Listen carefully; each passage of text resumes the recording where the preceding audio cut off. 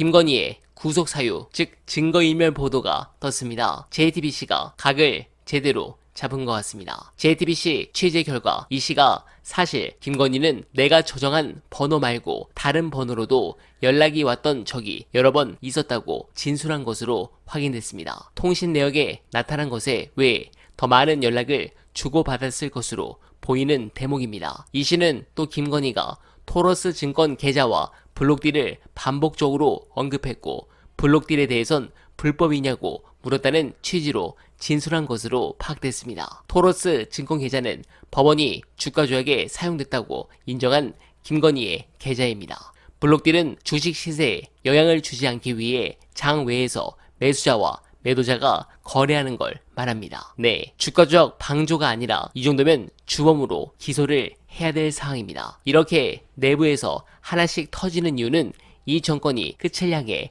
가고 있다는 것입니다. 관련해 중요한 영상 보시고 이어가 보겠습니다. 공천 개입하는 루트가 이철규다라고 얘기하잖아요. 그렇죠. 김건희 여사가 공천 개입이라는 게 이제 지시 누구 꽂아 네. 아니면 누구 빼 예. 이거잖아요. 예. 그거를 김건희 여사가 이제 오더를 직접 지시를. 내리면 이철규 의원이 했다라고 김단호 행정관은 그렇게 지목을 한 거죠. 예. 뜬금없는 얘기를 하는 게 아니라 그때 당시 공관위의 구성을 보면 친윤 핵심이라고 하는 이철규 의원이 공관위원으로 합류할 때 이미 다 그렇게 보도가 됐어요. 그렇죠. 대통령실의 의중을 의중을 떠받드는 역할을 맡고 공관위에 들어간 거 아니냐라고 다 같이 보도했어요. 김대남 비서관은 한 발 더 나아가서 아니 대통령실이 아니라 김건희야. 김건희의 의중을 떠받드는 거고 김건희의 공천 개입을 담당하는 창구고 루트야. 정보를 받는 대상이 아니라 명령을 내리고 내 명령을 똑바로 안 해? 라고 너 그러면 아웃. 네, 나라가. 네, 그리고 이준석 얘기를 하지 않을 수 없습니다. 물론 이 사건의 핵심은 두창희 부부가 선거와 공천에 개입했는지 여부입니다. 그런데 출발점이 이준석에서 시작됐기 때문에 이준석이 중심에 서게 된 것이고 의심을 받는 이유입니다. 이준석은 페북에 김건희 텔레그램 내용이 김영선의 요청을 그분이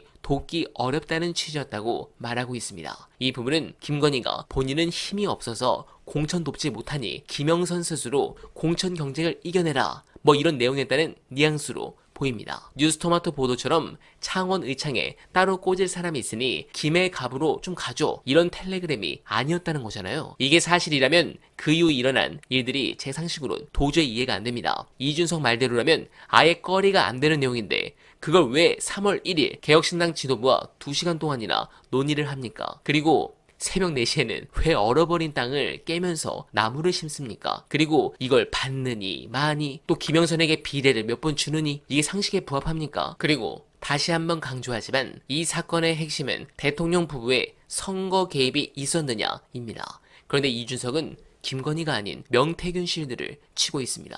그가 감옥에 가거나 뭔가 일이 생기면 자기가 문제될 게 있기 때문입니다. 이준석이 개고기를 파는 말 속에 김건희가 아니라 명태균을 놓으면 이준석의 발언이 훨씬 명료해집니다. 이준석이 누구를 지키고 싶어 하는지 지켜보시길 바랍니다. 그리고 명태균은 김건희를 지키려 지금 이준석을 치기로 마음을 먹은 것 같습니다. 온전히 자신의 능력으로 대통령 내외를 움직여 정치적으로 노쇠한 김영선을 창원에 꽂아 부활시켰다고 자뻑했던 명태균은 당장 눈앞에 닥친 국민의힘 내 자신의 무능력을 스스로 견디기 어려웠을 겁니다. 그래서 일을 벌이다가 코너에 몰렸는지 용산에 러브콜을 보내고 있습니다. 이 부분에서 큰 격돌이 있을 것으로 추정됩니다. 진실이 제대로 밝혀지길 간절하게 바라며 어날바는 내일도 최선을 다하겠습니다. 여러분 고맙습니다.